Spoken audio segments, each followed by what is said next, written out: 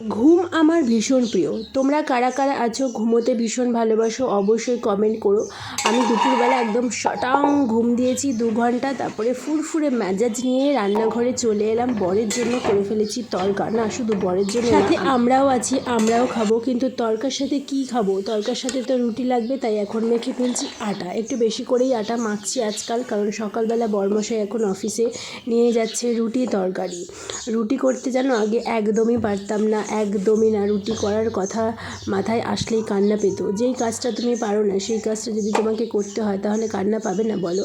আর তড়কাটা আজকে করতে করতে এত দারুণ স্মেল বেরিয়েছে যে টেস্ট না করলে করে পারলাম না। এই কারণেই আমার শীতকাল এত ভালো লাগে। যে কোনো খাবারের টেস্ট দ্বিগুণ 3 গুণ 4 গুণ হয়ে যায়। অসাধারণ হয়েছে বন্ধুরা তড়কাটা, জাস্ট চুমু। একদিন অবশ্যই রেসিপিটা শেয়ার করব। ভালো থেকো, লাইক সাবস্ক্রাইব করে রেখো, টাটা।